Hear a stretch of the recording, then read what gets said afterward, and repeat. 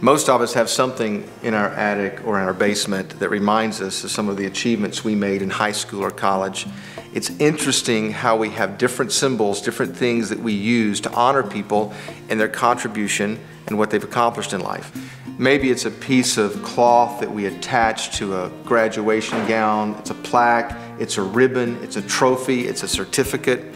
But the truth is, for most of us, we don't even know where this stuff is anymore. It's tucked away, we haven't seen it, maybe it's thrown away.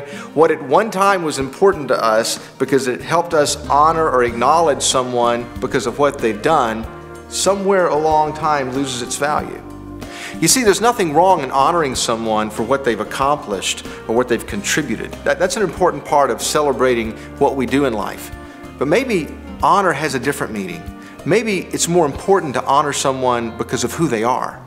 Something happens when we begin to look at people from God's perspective because they're created by God. We tend to see people sometimes that are overlooked in a different way. We tend to see people who are in authority that God somehow has orchestrated and allowed them to be in a position in a different way. We tend to see our peers around us from a different light when we begin to attach honor or value to them based on the fact that God created and made them.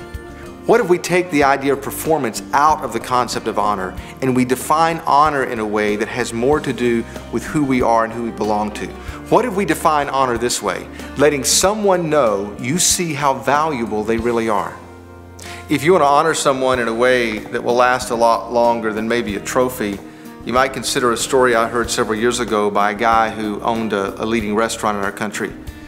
He said that he began to train his waiters and waitresses and the people who worked with the customers with this in mind. He would say to them every time someone walks in the door, he said, I want you to imagine putting a button on them that says, I want to feel like I'm worth something. So that you, in your mind, mentally recognize your role in helping them understand that they're valuable.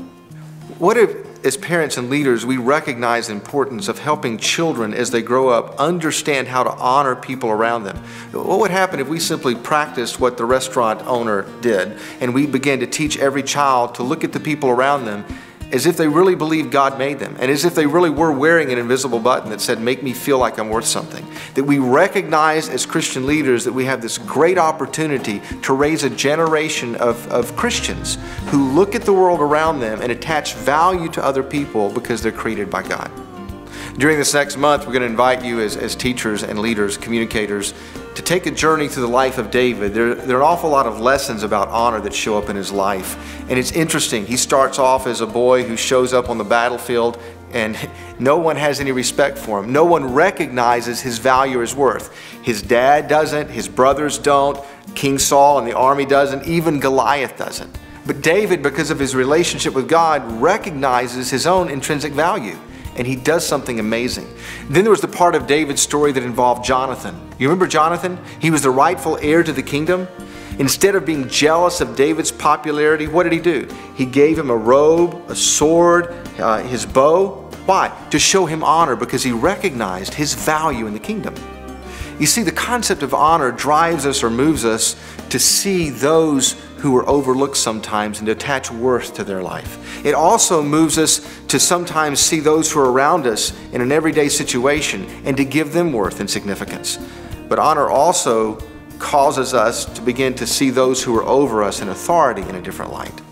In the story of David, Absalom, his own son, failed to do that. He failed to show honor for his father's position and authority, and because he incited a rebellion, there were dire consequences in his own life and in his family's life. The story of David just has so much to say about honor. As a matter of fact, in David's life, it is so obvious when you read the Psalms and you get into his story that one of the things that marked his life was he recognized who God was. We're going to end this month with the story of the Ark of the Covenant coming back into Jerusalem and David celebrating the very presence of God, because there's a connection, and don't fail to connect the dots. When you understand who God is, when you see what God has done and you recognize Him for who He really is, it affects how you honor everyone else He's created. That's why our memory verse is love each other deeply. Honor others more than yourselves. It's found in Romans 12:10. This is just a perspective we hope that every child who grows up in our ministry will have. Every child who grows up in our home will walk away and understand that because of their relationship with God, because they recognize who God is, it changes the way they honor the people around them, because they begin to see people for who they are in the light of God's creation.